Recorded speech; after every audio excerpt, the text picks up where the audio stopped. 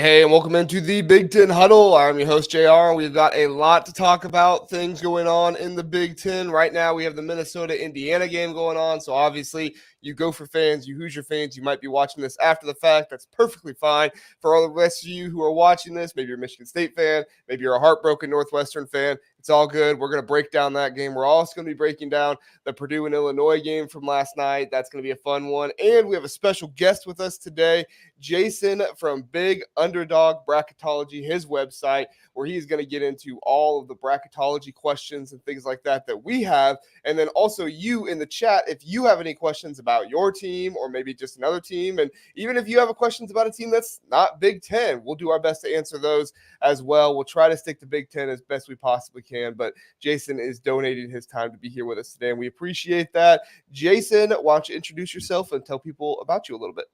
JR, thanks so much for having me. My name is Jason Carmelo. Been in the bracketology space for about 15 years. And then in 2014 was fortunate enough to win the bracket matrix kind of amongst the bracketologists. And really since then, just try to elevate my website and platform and kind of push out content to hopefully give some information to the viewers, especially as we head towards March Madness. Very good. Yeah, we're glad to have you here. Appreciate it. Sonny, how are you doing tonight? I'm doing good. A little more relieved after seeing the final score of the game that just ended, which I'm sure we'll talk about shortly. JR, thanks again for having me on. Obviously, you guys can find me at Illinicast. We talk about Illinois sports a couple times a week, and you can also catch me at the Big Ten Show. And we just released an episode of a program overview of the USC program, and we try to release an episode of that about once or twice a week as well. Very good. Appreciate that. We are excited to break down the Michigan State and Northwestern game. So let's just go ahead and get right into that first. So Michigan State won 53-49. It was not a barn burner of an offensive showcase at all. Malik Hall finishes with 15 points and 17 rebounds. Fantastic game for him on senior night. He was all out, all effort. Just a fantastic job by him and Tyson Walker as well. But you could really see the entire game how much those Michigan State seniors wanted it in this game, and for everything that they have had and the disappointing season they've had. And even with the disappointing season, they're still probably going. I mean, we'll ask Jason later about it, but they're still probably going to the NCAA tournament. So that's just how things work out at Michigan State. But Sonny, let's start with you first. What were some of your thoughts on this game? Not exactly an advertisement for quality college basketball, that game. I just joked around on Twitter saying, seeing a final score 53-49 kind of makes me realize how much I have to appreciate this Illini team a little bit more. But, for me, I was just kind of passively watching it. Obviously, the result mattered to Illinois fans. With Northwestern losing, that basically locks us in to the number 2 seed in the upcoming Big Ten tournament. So really the result in our final game at Iowa is not going to matter so much. So that's kind of what was most important to me. It's always nice to win on senior day. Illinois was not able to do it yesterday. At least the Michigan State boys were able to. And, I know that probably didn't make you too happy with your season-long, dare I say, hatred of the Spartans and them making it to the tournament. But we'll see. I don't hate the Spartans. I just am not on the bandwagon that everybody else is. And it annoys me that they're 18-12 and they're like top 20 in KenPom. That annoys me so much because honestly, it was what Ohio State was going through last year. And I knew that Ohio State team was not nearly that good, but that's just kind of how it goes. So Jason, your thoughts on the Michigan State Northwestern game? Yeah, I thought in a lot of ways that the Michigan State game is actually a microcosm of Michigan State all year. They should be a little bit better, and they shouldn't be kind of messing around with teams that they're much more talented than. They enter the season as a top 5 team, and the reality is they're doing just enough to get by. They're going to do just enough to make the NCAA tournament, and they did just enough to get it done tonight. That win probably puts them in. They're going to make the tournament. Their metrics have kind of gone along just fine. What's really interesting about Michigan State is not only living up to their hype kind of preseason, but predictive metrics. So that's kind of the metric system, not to dive too deep, but the metric systems that anticipate how you're going to be in the future. Those consistently say that Michigan State is around 15 to 20 in the country. The reality is the resultant-based metric, strength of record, what they've already done, says they're about 45 to 50. And so just like today, they, it was anticipated they'd win by double digits or so, just a shade under that. The reality is they just scraped by. Yeah, I think I saw Ken Palm had them 8-point favorites, like 75-67 or something like that. And, they obviously did not score 75 in this one. But, Jason, I'm interested. You said that with this win, Michigan State pretty much secures them in. If they did lose tonight, let's just play the what-if game. How dangerous do you think it would have been for Michigan State to not make the tournament? Yeah, really good question. When you hear Michigan State, the brand, all those things, and their metrics look okay. 4 quad 1 wins, but if you kind of really zoom in and look at those, all they really have is a neutral win over Baylor, and that was in Detroit, so fairly, quasi neutral. Obviously, the home win against Illinois, which is a very good one, but their third best win overall for their whole season with regard to the net is a home win over Indiana State. Now, Indiana State can really score. Indiana State's very good, probably going to make the tournament maybe as an at-large. The reality is that's not that strong of a resume. You pair that with 12 losses, that gets to 13. They lose in the Big Ten, 14. And anytime you get more than 14 losses in a season, you're not making the NCAA tournament. So it was really critical to keep that loss off the team sheet and, again, stay away from that 14-15 loss category. So yeah, I think it was. I'm curious, Jason. Go ahead, Sonny. Sorry, JR. Why is Michigan State so high in the metrics? Because I can't really figure it out either. You listed off their best names. Yep. Like their victories. And obviously, I'm not a math guy whatsoever. And I don't look at the analytics. But what is it about the numbers that loves Michigan State so much? They're pretty good at everything. There's no Achilles heel where you look at them and say, like, they're really bad at something. So when teams have a deficiency, that drags down their statistical metrics, and that's what Ken Palm is based on. Ken Palm is based on taking efficiencies, both offensively and defensively, and then averaging them out, and then you get a total for each category. Because they're not really bad in anything, and they kind of hang in there, and they have athleticism across the board. They use that athleticism to be pretty good at everything, and that keeps them kind of in that range of between offensively around 40 and defensively kind of in the top 20. That's very interesting. Very interesting. I think this Michigan State team all season long, like you said, they have been kind of good at everything. And I've worried about their front court most of the year. I was excited when Xavier Booker was getting his start against Ohio State just a couple weeks ago, but we haven't seen him starting since then. And in this game, trying to figure it out really fast, how many minutes he played. He didn't play very much from what I saw. He only got 10 minutes in this game. So I don't know what to make of this Michigan State team in some ways. I'm glad, that like they're good at everything, I guess, to kind of help their scores and things like that. But this Northwestern team, in my mind, is kind of the story here now, where they don't have Ty Berry, they don't have Matthew Nicholson in this game, and those are obviously big pieces for them to lose. And Ty Berry's out for the entire season. We'll see what happens with Matthew Nicholson coming up here. As they said, they're going to reevaluate him later on. But I mean, Sonny, if we're talking about just like on the court, do you have major concerns for Northwestern going into the Big Ten tournament and the NCAA tournament if they make it? Yeah. I mean, Northwestern as a team is not overly talented. They have one of the best players in the Big Ten, if not the country, and a guy you can give the ball to at the end. But losing your second and third or fourth best player on a team that isn't exactly loaded with 4 or 5 stars, it's going to be a struggle for them. So, I mean, I think they're in. Jason will let us know if they're comfortably in or not. But I think if I were a Northwestern fan right now, I'm feeling a little uneasy. But, if you're a Northwestern fan, I think the goal is always just to kind of make the tournament. So, how you progress from that point on, it might just be a little extra icing on the cake.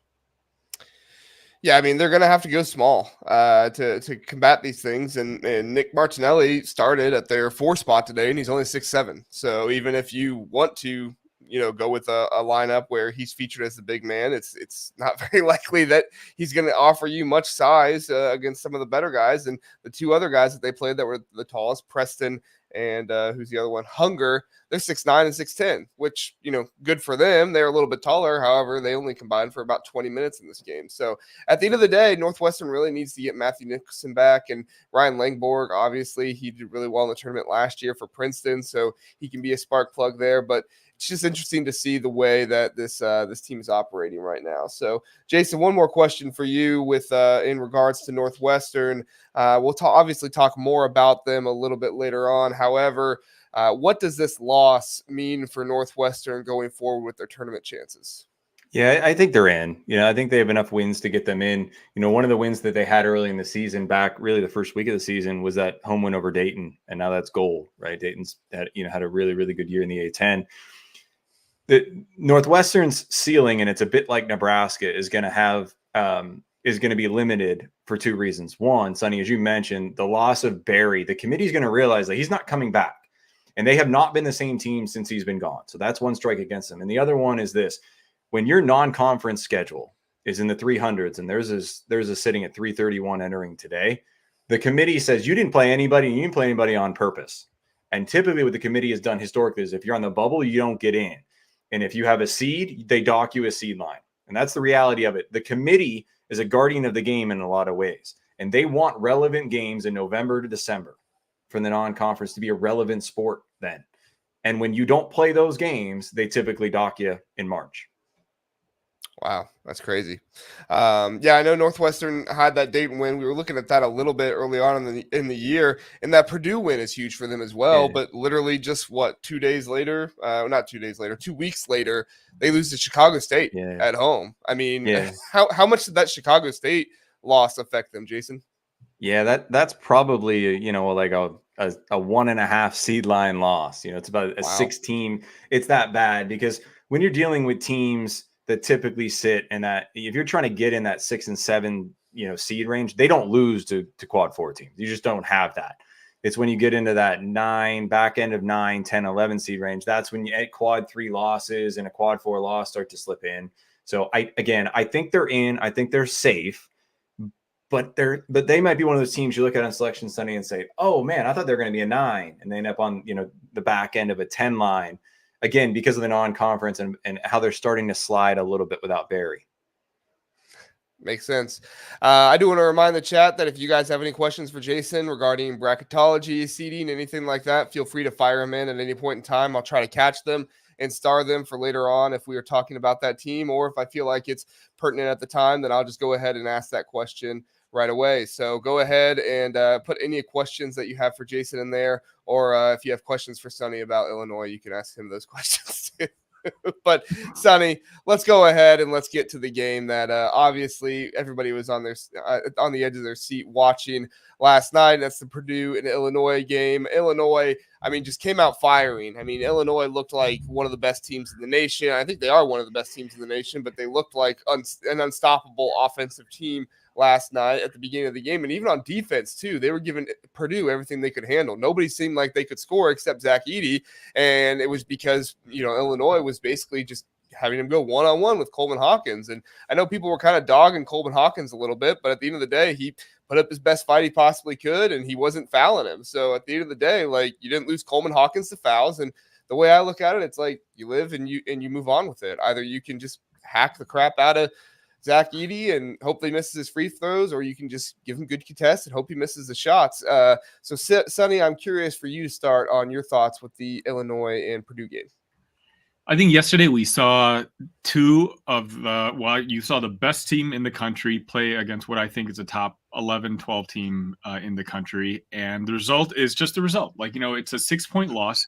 At the end of the game, I was not upset with the performance of the Illini. And to be very honest, my co-host was actually at the game. He was at the State Farm Center, and we didn't exchange thoughts at all before we went live for our post game. And both of us had the same thought, that our own perception for what the ceiling for this Illinois team was actually raised a bit, despite the loss, compared to where it was with the pregame. Because for us, it's, we know we have the offense. And yeah, sure, the offense didn't show up as much yesterday. Mainly Terrence Shannon wasn't able to get his points in transition. But on one of our worst offensive nights in, I want to say, months, we scored 71 points. The game that preceded this show right now, the final score is 53-49 or something along those lines. Purdue is, quite frankly, JR, I've been on the show all season long, and I've always given them credit. I've said that they are the best team in the country. They have the best player in the country 2 years running. And this game just came really to a matter of a whistle or two here, or a couple bounces, here and there. 9 minutes left. Zach Edey blocks Coleman Hawkins, and replay show he hit his hand, stares him down afterwards. Purdue comes back and scores. Now, if the referees had called a foul there, that's foul number 4 on Edey, with about a little less than 10 minutes left in the game. How much does that change the game? Like how the rest of the results go? With about 2 minutes left, Braden Smith is at half court and dribbling, and he loses the ball to the backcourt. You hear a whistle, think a backcourt violation is about to be called, but the referees called an off-the-ball foul on Justin Harmon, giving Purdue the ball back again. So, and then, it is what it is. It's one of those games where I'm not too upset at the result. I think Purdue is a fantastic team, and I've always said that they're a fantastic team. And to lose 77-71 to what we're going to talk about later, I think is the team that's going to win the national championship this year, I have no ill feelings at all. Yeah, I mean, if I had to give my thoughts on that, obvious, whatever, bounce the ball off your foot type of situation. I mean, the way I look at it is I try to look at how the game is officiated in that moment, right? And if they were officiating the game in such a way that that would be a foul, then it would make sense to me. However, it seemed like they were letting stuff like that go by all game. I mean, I saw guys going through screens and getting held like that all game on both sides of the ball. I'm not saying either one was being favored or either one was being looked at differently. But to me, it just looked like that was allowed all game, And so, I mean, obviously they can call it if it's foul by the rule of the book, they can call it. But to me, it's almost like, as a former player, you learn by what the refs are allowing you to do. And so it's one of those things where I don't blame the refs at all. It's fine that they called the foul, but I look at it and I'm like, and to be clear, I'm not the words haven't come out of my mouth that I'm blaming the refs for this particular game. Right, I know you're not. Saying it was a great game that a lot of 50-50 calls, went our way and their way. And the final result was a 77-71 loss to what I think is the best team in the country. And, Coleman Hawkins made a 3-pointer against Michigan State, turned around, fist pumped, and he got a technical foul called on him. Zach Edey dunked on Hawkins twice, or blocked and stared him down, and there was no technical foul, foul called on him. It's little things like that. But overall, Big Ten officiating is awful. We've all established that, but that's not a game lost to officiating. That's a game lost to a couple bounces that, didn't go our way at the end of the game. If we had rebounded the ball with 23 seconds left, then Braden Smith doesn't have the ball to, make a 3-pointer to stretch that game to 6 with 18 seconds remaining. So, it was a hard fought game on both sides. And, I'm an Illini fan, and I'm not thinking that we had a bad performance yesterday. Yeah, no, I mean, at the end of the day, I felt like you watched two of the best teams in the nation battle it out, and you got to see one of the best home court environments in the nation. Not the best. Purdue fans, don't get mad at me. I didn't say the best, but one of the best home court atmospheres in the nation. And, just as somebody who was kind of a casual observer and all, because obviously my Buckeyes had nothing to do with it. However, Jake Diebler did beat Matt Painter, so I'll go ahead and mention that really fast so everybody can remember. But, it's one of those – What'd you say? Very super classy Matt Painter, which Yeah. we'll talk about in a little bit. I like Matt Painter personally. I don't have anything against him. I get why other people have things. I've never said anything bad about Matt Painter. I like him the best coach in the Big Ten, and I say he's a top 3, if not top 5, if not top 3 coach in the country. Yeah, I think so too. Jason, your thoughts on the game? Yeah, when you watch Illinois play, you kind of mesmerized by their offense. I think it's the 4th best offense in the country. At times they can really, really score the ball. The one Achilles heel that they have, and talk about metrics, that was dragging their, especially their defensive efficiency down, is they can't turn you over. And so, especially in the Big Ten, even though their offense is kind of remarkably fantastic, but I think they're 359th in the country out of 362. So 359th in the country at generating turnovers. And so you get into these Big Ten games against really good teams. They only generated 8 turnovers against Purdue. if you can't get those turnovers, you can't get out in transition and get easy baskets. And that's why their offense wasn't quite as good. And I think in the tournament, what they're going to have to do is kind of step up the defensive intensity, kind of take some more chances defensively to generate that get out and run that they can have some spurts where they can really push that offense and not rely as much on the 3-pointer. That was one of the things I noticed the most in the second half was that Illinois did not get out to run like they wanted to. Yep. And a big part was not only the steals and the turnovers, but the outlet passes weren't there. Purdue was doing a really good job of making sure that they didn't have those passing lanes on the outside. And there were a couple times where Coleman, I forget if it was in the first half or the second half, but one time when Coleman Hawkins took coast to coast, which like, I get it, people. I know not everybody loves Coleman Hawkins, but the dude is amazing. Okay, let's just put it out there really fast. And Sonny, I know you were telling me that like Damask and Shannon Jr. are the better combo. I don't know, man. The versatility that Coleman Hawkins has, not just on defense, I get it, but just like overall in his entire game to be able to bring the ball up the court and also post up. Like, I mean, there are just so many things about his game that I really, really enjoy.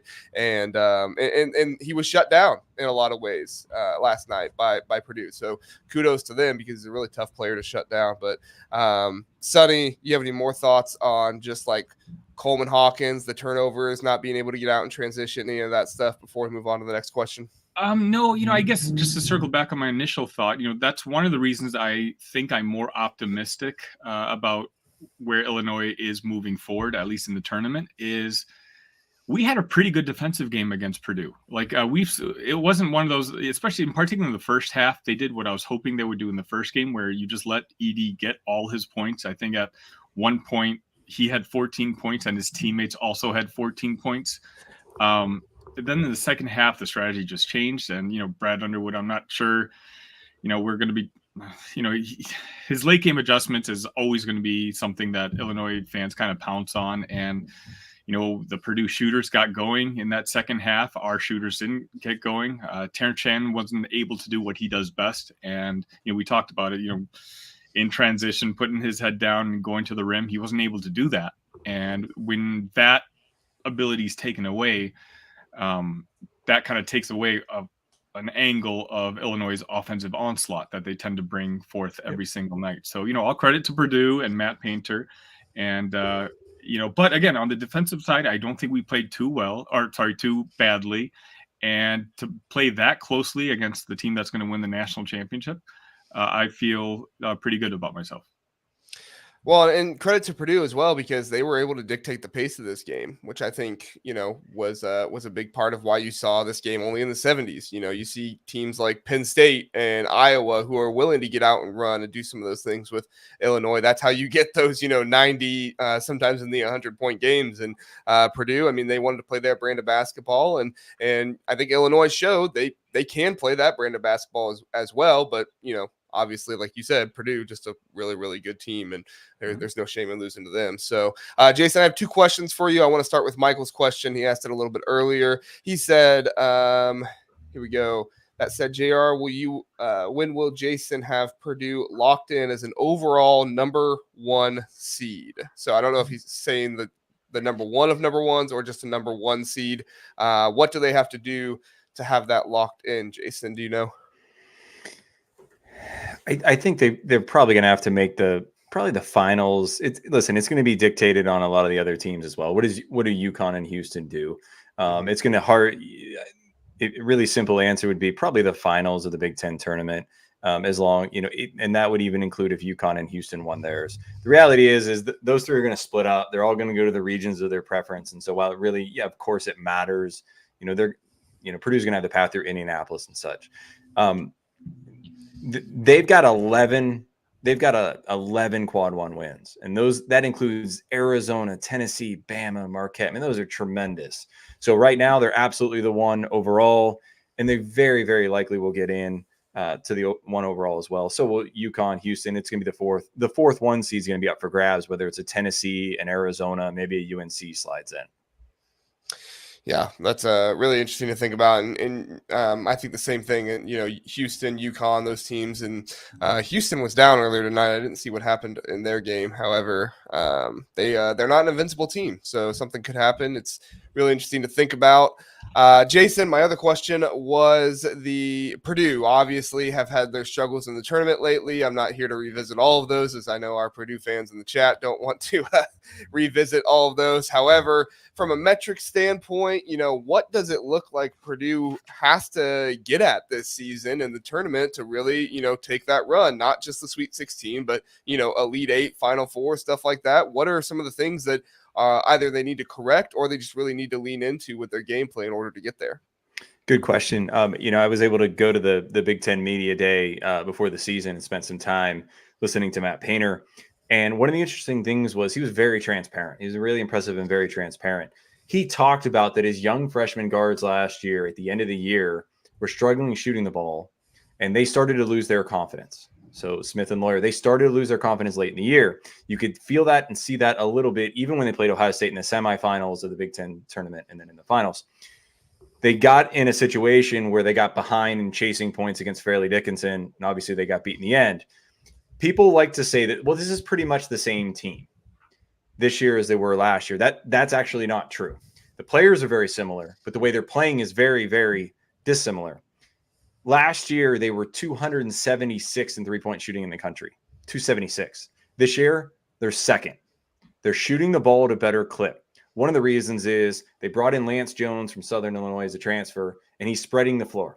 They're using his athleticism to drive the ball to the basket and kick out. So their guards, Smith and Lawyer, are getting more open. They're setting their feet, and they're getting better looks. They're making it a higher percentage.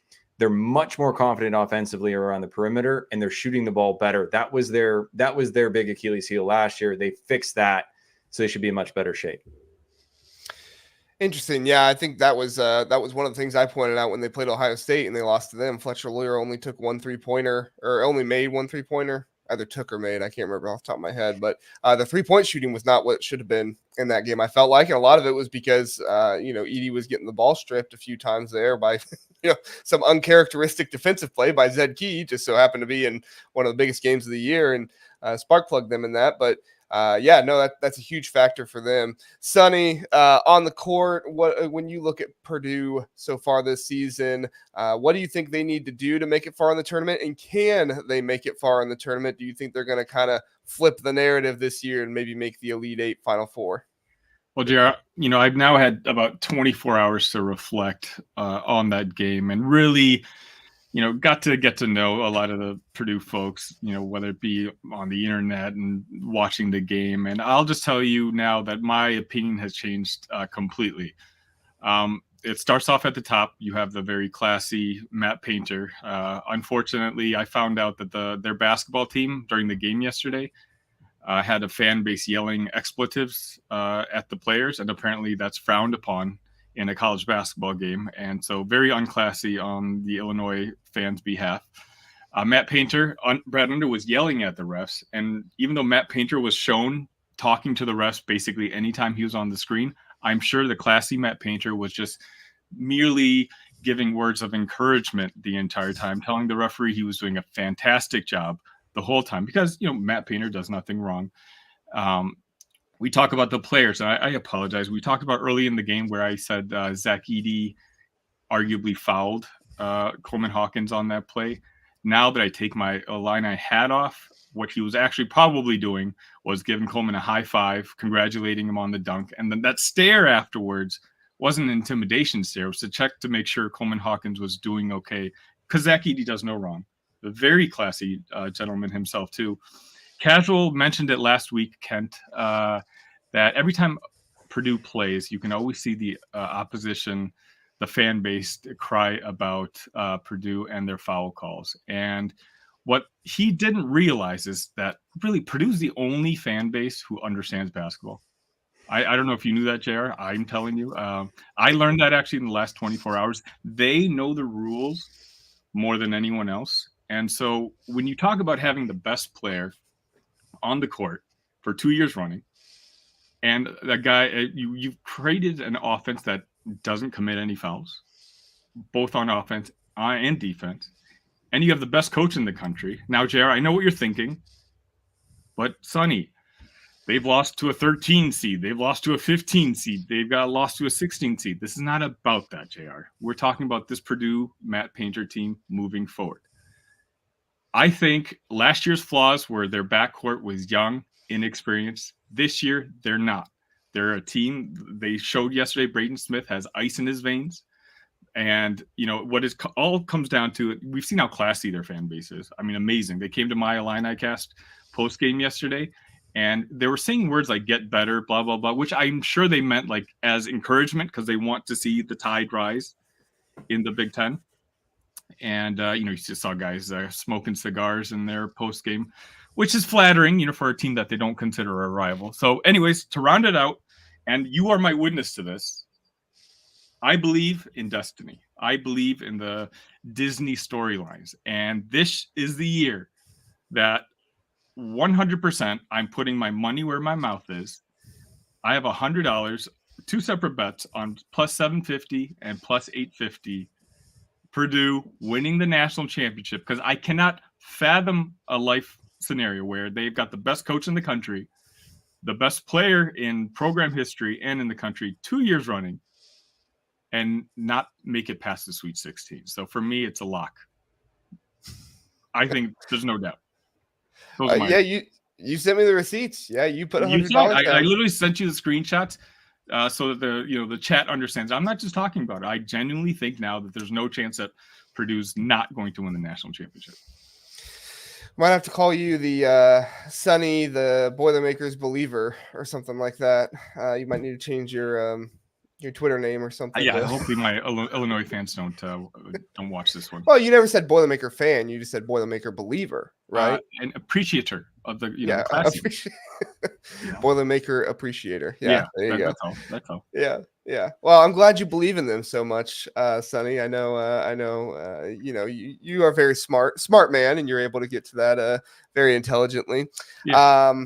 I think the biggest thing for me is honestly the refs. Like, I know it's it's like been so drawn out to talk about, but Big Ten refs, I mean Big Ten games, I'm not gonna say Big Ten refs because I know people referee all different kinds of conferences, but Big Ten games are refereed differently than other games, and by the time you get to the NCAA tournament, like, things are, by the way it seems, I don't have any strong numbers. I'm sure Jason has some numbers on it that he can share with us, but I don't have any strong numbers on it. But when I watch Big Ten basketball, it's different than Big East basketball. It's refereed differently. What the players are allowed to do is different. And so when you get to the NCAA tournament, that's huge for a guy like Zach Edey, where, I mean, people are saying every single time down the court, either Zach Edey has fouled somebody or somebody has fouled Zach Edey. And that's not an exaggeration. It's literally happening every single time down the court.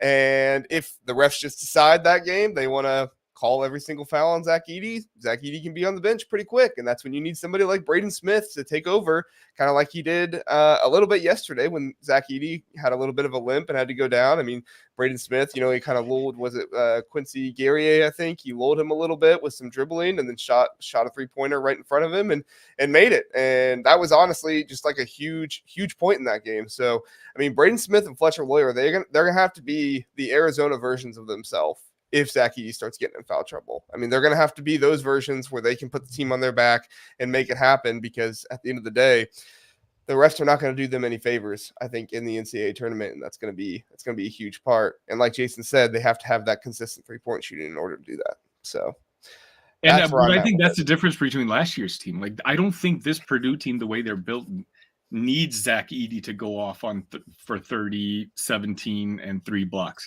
They have Lance Jones is a very good player. Braden Smith is going to be an All-American this year. One of the best point guards in the league. Like, they've grown from what they were last year, which is why, in my opinion, they are the class of the country, and why I genuinely think, they're more well suited for officiating to go awry against Edey in the national tournament, because they've got other guys who now they've shown in tough scenarios. I mean, Braden Smith making that shot at the State Farm Center with I think 19 seconds left, a 3-pointer, that really is ice in the veins, and so the fact that he's built up that confidence, I think, Edey's got the surrounding cast now that even if Edie's taken out of a game in at least the first couple of rounds, Purdue themselves, the rest of the team can more than handle their load.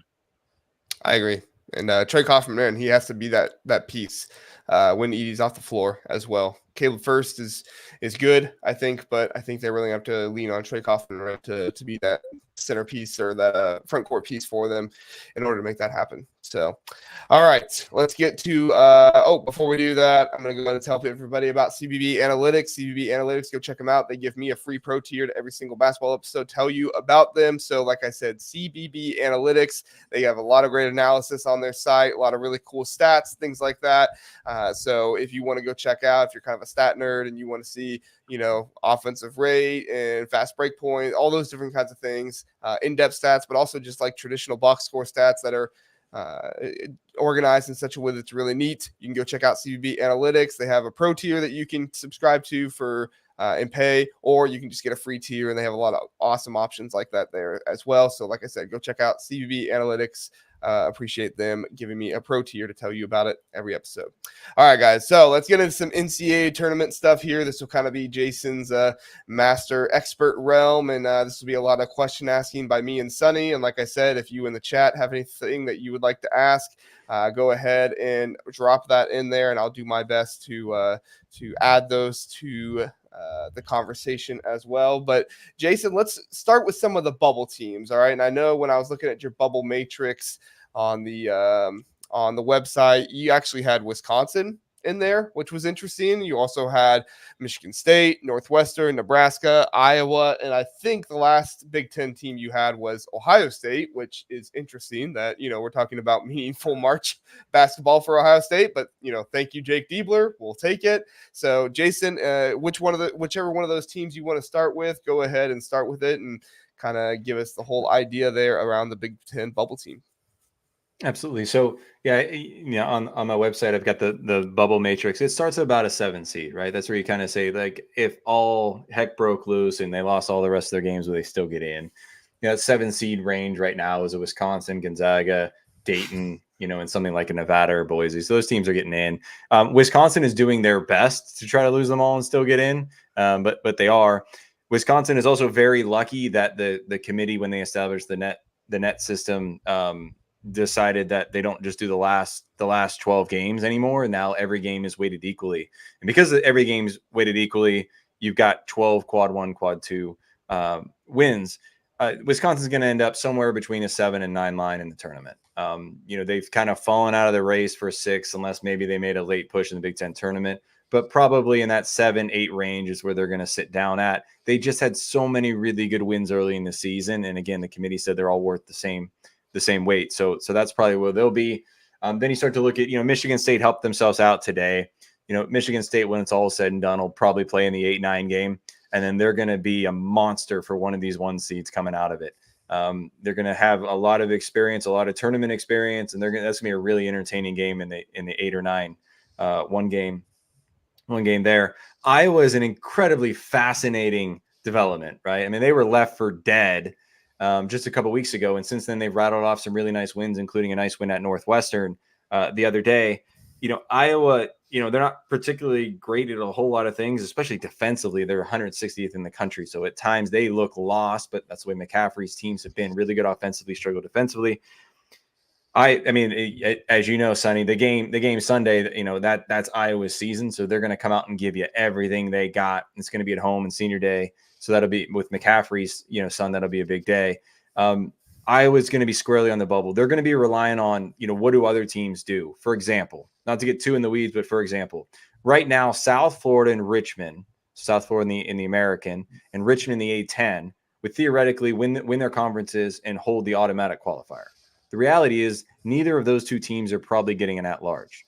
So all the bracketology and all the matrix and all the things you see right now, theoretically, there might be another spot or two opening up. And that's the difference in some ways, whether Iowa gets in or not. They might need some help around them to sneak in. And then, we quick question about Iowa really fast. So would you say, and Sonny, I'm not wishing for this to happen, but if Iowa were to win against Illinois, would that solidify them in the tournament, you think? No, because there's too much going on around them. Okay. And the reality is, if they turn around and lose to Indiana, I'm picking a team kind of early in the Big Ten tournament, then that probably knocks them out. So I think they're going to need to beat Illinois, and I think they need 1 or 2 wins in the Big Ten tournament to get in. One just in Illinois wins probably not going to be enough, because there's going to be other teams kind of scraping to get in. There's all those Mountain West teams and a lot of teams. And this year, there's going to be some credence to it. James Madison, because they won at Michigan State. They have that. Drake and Indiana State are very good basketball teams with really good resumes. And so Iowa is going to have to get more than 1 win probably from here on out to get in. Interesting. So Jason, is Iowa really the only team? So let me ask you a different question. I had a bracketologist on my other show, Big Ten show, and he kind of mentioned that results of a conference tournament rarely have really resulted, besides winning it, of course, which guarantees you a spot. Sure. But usually if you're kind of not coming into the conference tournament, the results of the said conference tournament usually doesn't matter all that much on whether you ultimately get in. Have you seen that from your own research? A lot of times performance in conference tournaments do not impact seeding. They really don't impact seeding. But the Wednesday, Thursday, Friday games can impact whether teams get in and out. You'll see a lot of that in conference, the 8-9 game in the conference tournaments. I feel like Indiana played that 4 years in a row, where if you kind of get the win, you kind of get in. And if not, the wins and losses are early in those conference tournaments. I think they do matter. I think they do matter quite a bit with bubble teams. But again, seeding seeding in a lot of ways is more set than we realize heading into the weekend. Interesting. So I'll ask about them. I know we don't have many fans of them in here because they're playing tonight, but Minnesota, we've had questions about them all throughout the season. I don't see them on your bubble matrix. However, I figure I'll ask because I know we have a lot of Minnesota fans that will probably watch this after the fact. Do they have any possible chance to get in the tournament? I know they have a very similar record to Michigan State. They might tie Michigan State's record if they win, or if they lose today, they even have a better record than them. However, I know they've not had the best out of conference schedule. So what's your thoughts there, Jason? Yeah, the issue with Minnesota is, while they've been a wonderful and kind of a pleasant surprise, they don't have enough quality wins. Yeah. They only have 1 quad 1 win. They just don't have the depth of quality wins that you look at and say, like, yeah, that's a tournament team. 6 quad 2 wins are really, really nice, but they just don't have the high end tier resume to move the needle.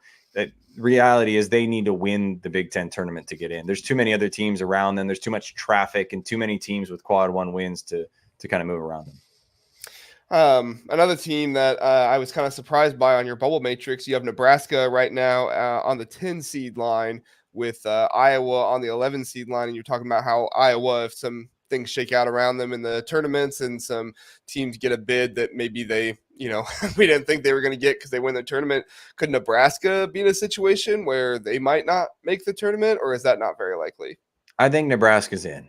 I think Nebraska's in. I think that last win will probably put them in. But again, it's similar in a lot of ways to Northwestern. Nebraska has a lower ceiling than people realize because their non-conference schedule is 3-13, and their road record is 2-8. And when you have those two things going against you, yes, you can make the tournament, but you're not going to get the benefit of the doubt from the committee. So whereas a lot of their fans may believe they're an 8 or 9 seed, the committee may say, yeah, but the reality is you haven't proven you can win away from Pinnacle Bank, and you didn't schedule anybody. We're going to slide you down 1 notch. Interesting. Sonny, you have any more questions? I mean, I think we'll probably talk about it in the next segment when we just talk about seeding and Wisconsin in general. So I guess we can move on if you want to. Let me ask one more question and then we'll move on. So obviously I have the little logo next to me, Ohio State. I'm very interested in what it looks like for them. Looks like right now they're pretty far out of it. And, with only 1 game left at Rutgers, that's probably not going to move the needle too much. Is Ohio State looking at a situation where it's much, much more likely they're not going to make it and they need a lot of help? Or do you think that they can change their fortune in the Big Ten tournament? Well, Ohio State is one of those teams. Their resume is actually better than it would seem from afar because, they were really struggling.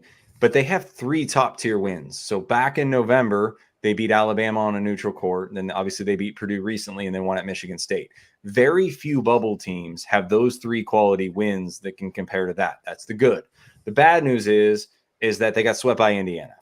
And the bad news is, they blew 2 18-point second half leads against, one against Penn State and one against Indiana. And really, they're chasing those 2 games. They lost the late game against Iowa, which could be really, really costly. Ohio State, there's no other path. They have to beat Rutgers, on the weekend, on the road. And then they probably need to do if they did what they did last year, they won 3 Big Ten tournament games, that's going to get them in. Oh, wow. But they would have to do that. They're going to have to get to a Saturday or Sunday game. And if they get to that, that's probably enough to get them in, because they're going to start to stack up in that 6-7 range of quad 1 wins. It's probably going to be enough. Listen, if they're showing up on a game on CBS on the weekend, then they're going to be right there. And if they're not getting in. Wow.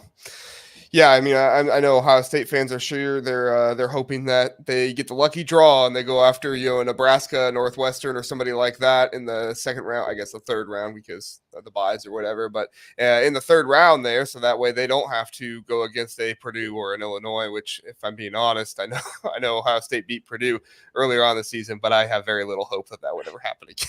Yeah, but let's be very clear. First step at Jersey Mike's Arena on the weekend. If they do not beat Rutgers, I think it's on Sunday, then they got to win a Big Ten tournament. It's that simple. There's no other path. They have to win that game because they only have 1 road win. They got to get that to 2. They need the win in general, and then they got to make a run.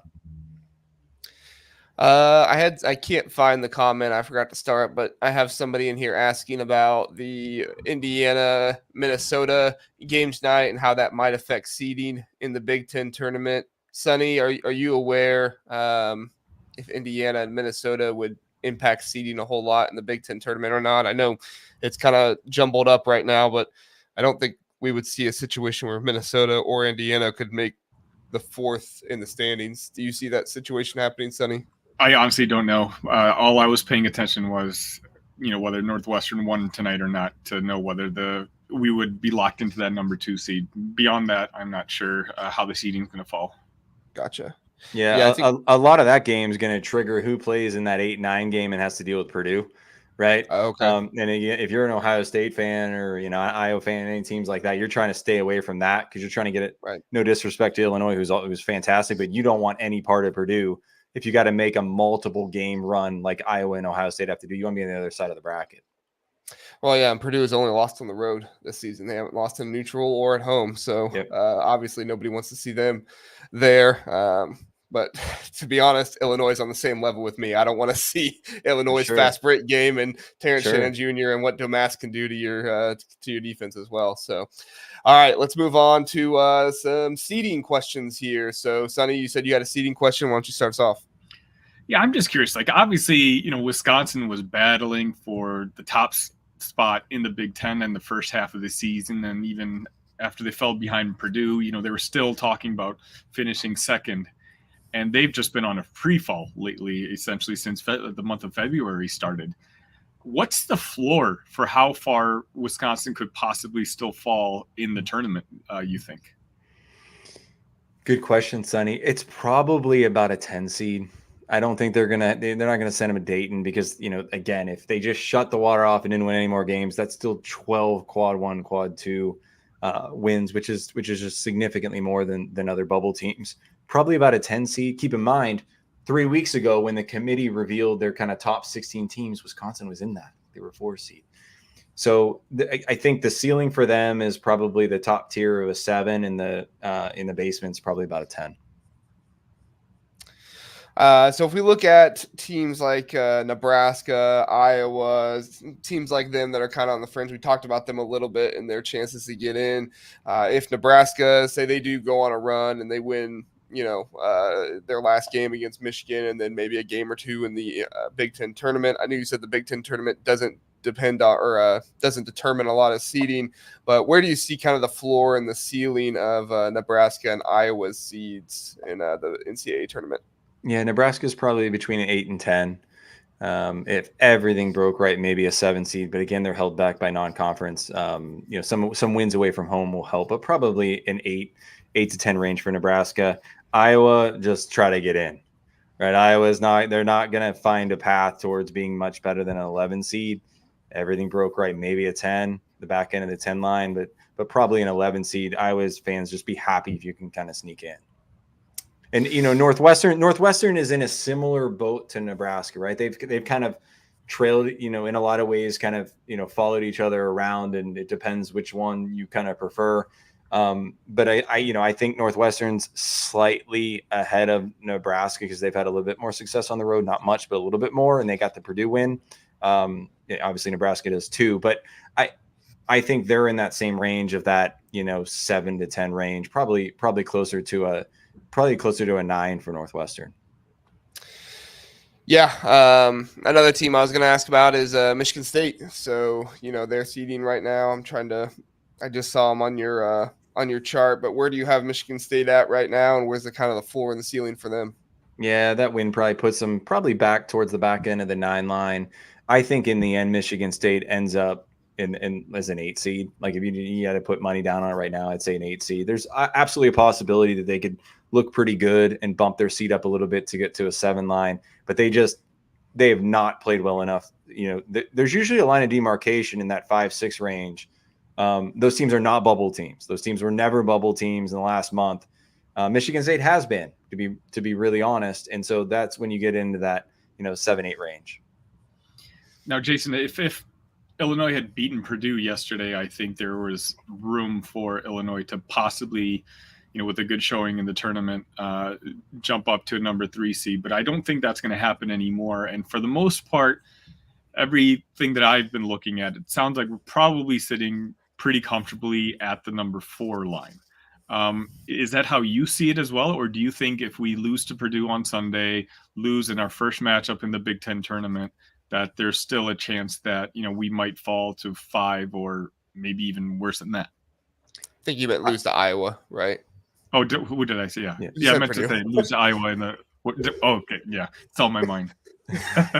Sorry, he's still thinking about Matt Painter and co. That classy bunch. Yep. I think there's a high probability you stay at the 4. For example, if you're an Illinois fan, as crazy as it sounds, Alabama games matter to you. San Diego State games matter to you. Kind of clearing the deck, Auburn games matter to you. Sometimes it's what happens around you, and you look around, and if you just kind of take care of your own business or just win one, lose one, you kind of stay where you are. I'd say probably about a 70% chance you end up at a 4 seed and maybe a 30% chance at a 5. I don't really see you dropping into a 6 just because you've been so consistent and you have Shannon back. So I think you're going to be in a 4 or 5 range. I will say this. Statistically, there's a kind of a double-digit win percentage. I think it's around 15 or 20% more being a 4 seed winning your first game of the NCAA tournament. I think it's about 15% as opposed to being the 5 seed. When you're dealing with those 12 seeds and there are absolutely 12 seeds going to be in this tournament that can win games. You're talking about, Princeton and Grand Canyon and some of these teams that can really score. Grand Canyon already beat San Diego State. You want to try to push out to that 13 seed and deal with, some of the other teams. So there is a significant difference historically between 4 seeds and 5 seeds. So it does matter, that line. Now, Jason, I know the playing game is for some of the 11 seeds and that whole situation. Do you have any insight on how the committee selects who are in those playing games and how those things operate? Do you predict who's in the playing games? Just any thoughts on that? Sure. Yeah. I mean, we do our best to try to predict it. As of now, it's almost the Big East Invitational. You could almost take the Big East teams, whether it's Seton Hall, who, won tonight against Nova as a big win, Seton Hall, Villanova, St. John's, Providence, right? Those are all right around that cut line. But yeah, we try to do our best to predict who's going there. They do their best to try to keep teams in the same conference away from each other. They say that's okay, and that if it happens that way on the seed line, then you have to go play each other in Dayton again. But I doubt they're gonna do that.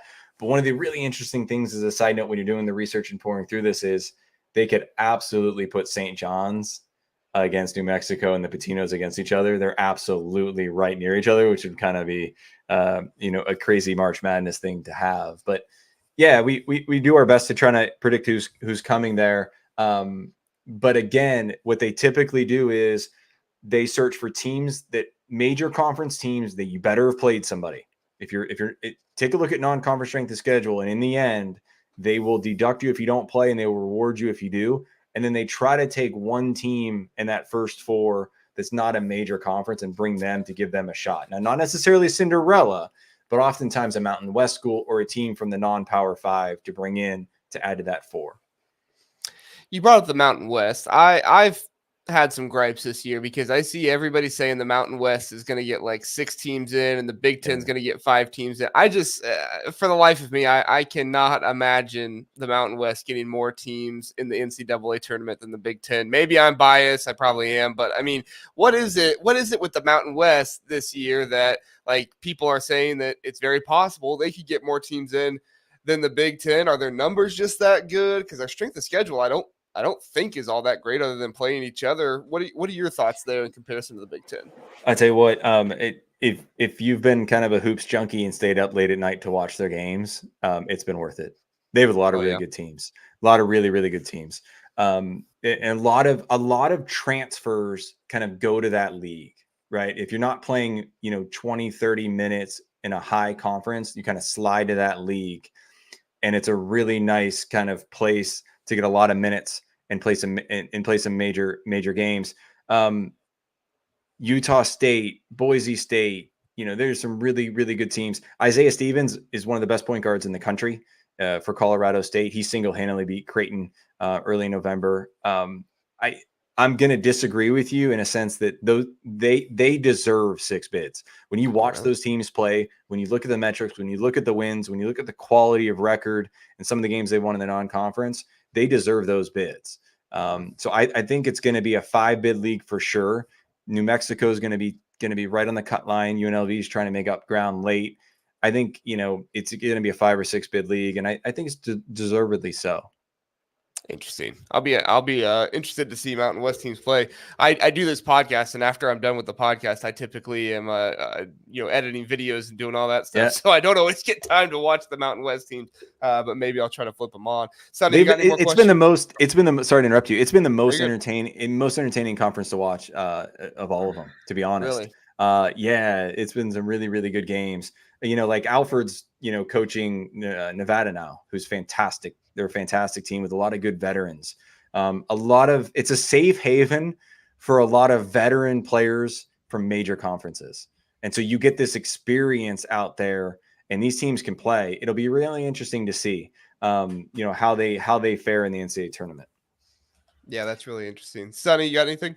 Yeah, a final question, Jason. Like, obviously, the Big Ten as a conference hasn't exactly performed very well in this tournament. We haven't won a national title in a very, very long time. We have Purdue, the juggernaut, and then we have Illinois, who I think is a good team. I'll even say on some nights a very good team. How many teams do you think have the potential, or is it just Purdue to actually make a legit Final Four run, strictly from the Big Ten? I think 3 teams. I think Purdue, Illinois, and you have to give credence to Michigan State. Between Tom Izzo and just the pedigree of some of these players. And again, I know they haven't played real well necessarily all year, but there's a lot of backing here that says these players have a chance to be excellent at times, especially if they shoot the ball pretty well from the perimeter. I think those 3 teams, when you dig into the metrics and you dig into the numbers, I'll give you this kind of piece of advice. If you're listening and want to fill out a bracket, if you make your way to Ken Palm, right, and you kind of look at just really, you don't have to subscribe. It's wonderful stuff. I will say this. If a team has an offensive or defensive efficiency that's over 50 throughout the last 20 years, only 6% of the teams have made it. So 94% of the teams that show up in a Final Four have an offense or defensive efficiency under 50. So that's a little bit of a red flag for Illinois. They've got to get that number down and down quickly, because typically you've got to do both sides of the ball, because, whether it's the referee whistle and those types of things, you get into high scoring, low scoring games, you got to be able to kind of play both offense and defense and lean on both at times. And so that's a really big thing. Miami was a blip in that last year with a, really poor defense, but they shot the ball so well with their perimeter. But I think Michigan State, Purdue, and Illinois all could make a Final Four run. Interesting.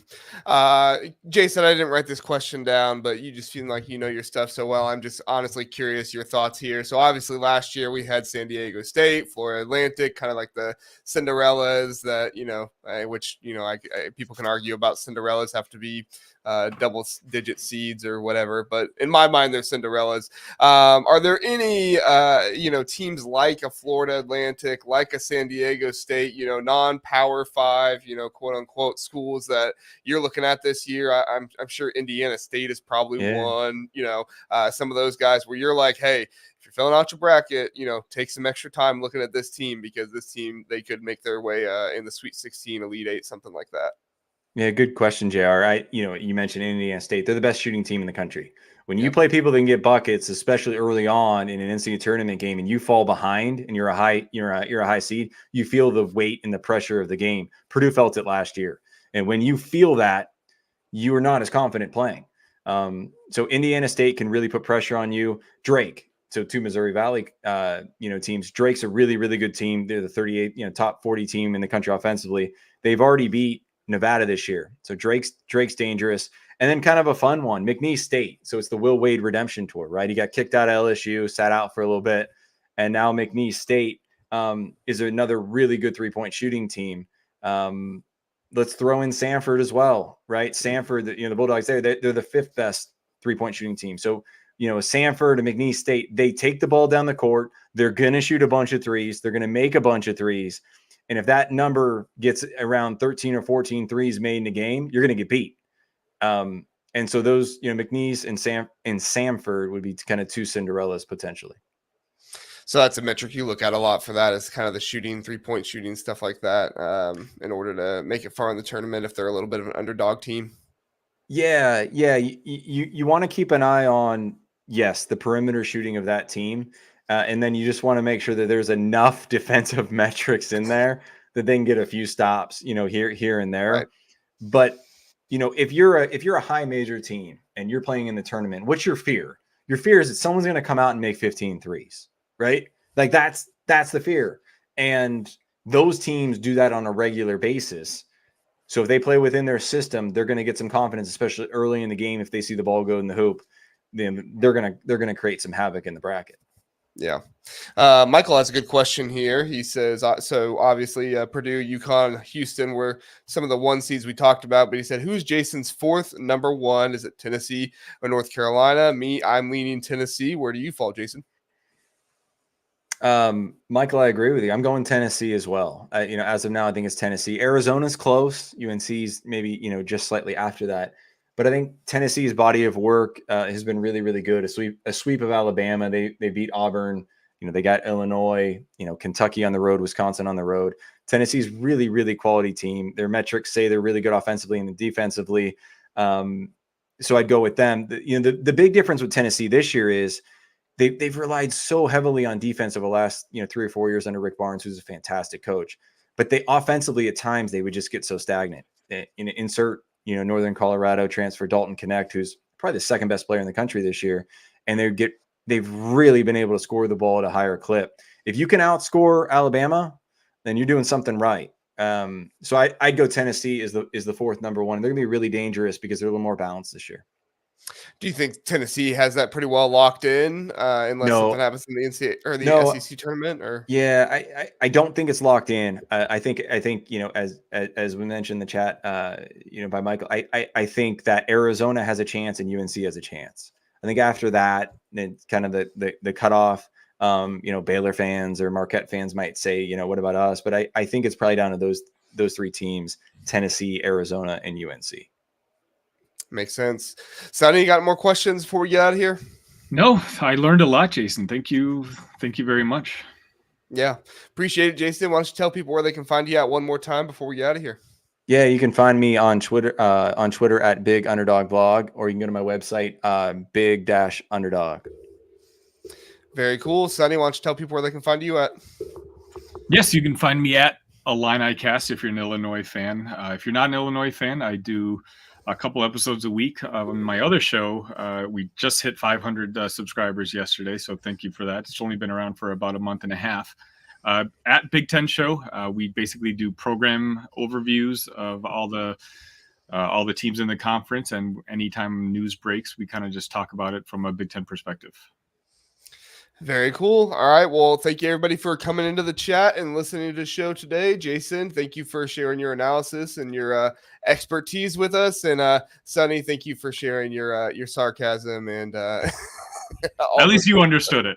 Well, and I have to clarify that anybody who's out there that's like, "Oh, Sonny, you're being so sarcastic," you guys just got to get to know Sonny, because Sonny is as big of a critic of the Illinois fan base as he is about the Purdue one, and exactly right. That's one of the reasons why I love having Sonny on this show, is because as much as you might listen today and say, "Oh, Sonny's the most biased Illinois fan in the world," he's really not all that biased. He's probably one of the most unbiased Illinois fans you'll ever meet. So. Just having a little fun tonight, JR. Thanks for giving me a platform. That's what we always do. So thank you, everybody, for listening. Thank you so much, Jason and Sonny, for coming on. We appreciate it. Have a good night. Thanks so much.